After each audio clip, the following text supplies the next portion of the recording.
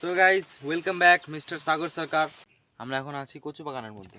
যে সামনে চ্যানেলের ওনার বসে রয়েছে, ওই যে আমরা কচু বাগানের মধ্যে এসেছি কচুর ফুল পাড়ার জন্য। কচুর ফুল না ভাজা খেতে খুব ভালো লাগে। আরও একটা ব্যাপার হচ্ছে, বিলে নতুন জল হয়েছে। অনেকদিন ধরে ভাবছিলাম যে বিলে জলে ঘুরতে আসবো আর আমাদের একটা ছোটোখাটো নৌকাও আছে, যে দেখতে জলে ঘুরতে আসার জন্য আমরা আজকে বেরিয়ে পড়লাম। ভিতরে আর যাওয়া যাচ্ছে না, এই যে আবার ফিরে আসতে হচ্ছে। মানে এতটাই ঘন কচুর বন, কি বলবো। এই হচ্ছে কচুর ফুল। তো যারা যারা মানে গ্রামে থাকো বা গ্রামের আশেপাশে থাকো, তারা হয়তো জানো যে কচুর ফুল কেমন দেখতে হয়। তো এই কেমন ঘন শ্যাওলা বন, তোমরাই দেখো। তো গাইজ আমার পিছনে যেগুলো দেখছো এগুলো হচ্ছে কচু। এখানে অনেক কচুর ফুল পাওয়া যাবে, এর জন্য আসা হয়েছে। তো গাইজ কত কচু, এখানে কত কচু। ওপর দিয়ে দেখায় তোমাদেরকে। মাঝি নৌকাও চালাতে পারছে না এখানে, এমনই ঘন জায়গায় যে নৌকা চলছে না। কচুর ফুলের অবস্থা দেখো। নৌকায় চড়তে হলে সবচেয়ে বেসিক যেটা খেয়াল রাখতে হয় সেটা হচ্ছে যাতে ডুবে না যায়, নৌকা থেকে পড়ে না যায়। যদি বেশি লোক উঠে পড়ে বা একটু টাল হয়ে যায়, তখন না নৌকা এদিক ওদিক থেকে জল খেয়ে নেয়। কতখানি জল হয়ে গেছে দেখতেই পাচ্ছ তোমরা। এই মাঝির জন্য জল হয়ে গেছে। এই যে জিনিসটা দেখা যাচ্ছে হচ্ছে অ্যাকচুয়ালি কচুর ফুল। আর গাইজ এই যে কচুর ফুলগুলো না দেখতে এরকম লাগে, কিন্তু এগুলো খেতে প্রচন্ড ভালো। দেখো গাইজ মাঝির কি অবস্থা। কচুর মধ্যে প্রচুর পরিমাণে অ্যান্টিঅক্সিডেন্ট পাওয়া যায়। অ্যান্টিঅক্সিডেন্ট প্রপার্টি আমাদের রোগ প্রতিরোধ ক্ষমতা বাড়াতে সাহায্য করে। কাচির অবস্থা দেখো, একদম মানে মাথা পুরো বেঁকিয়ে গেছে। গাইজ মাঝির অবস্থা দেখো, কতটা শান্ত এই জায়গাটায় থাকে। তোমরা একবার জাস্ট চুপ করে শোনো।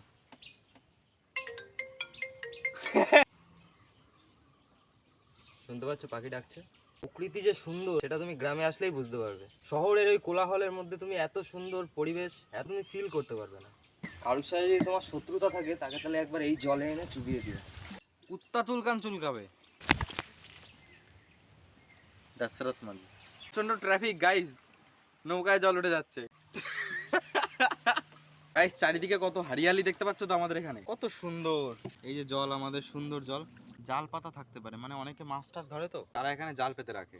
ওটা হচ্ছে আমাদের মানে সামনের পাড়া। গাইজ ভিউটা দেখো এখান থেকে, এত সুন্দর মানে কি বলবো। আর এখানে গোল গোল অনেক শাকও হয়ে রয়েছে, যেগুলো তোমরা এখান থেকে তুলে খেতেও পারবে।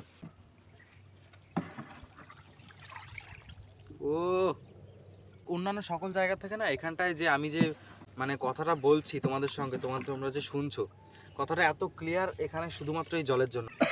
গাইজ চলো তোমাদের পাট জাগ দেওয়া দেখাচ্ছি। দূরে দূরে কলা গাছ, মাটি টাটি দেওয়া দেখা যাচ্ছে না, এগুলো হচ্ছে এখানে পাট জাগ দেওয়া হয়েছে।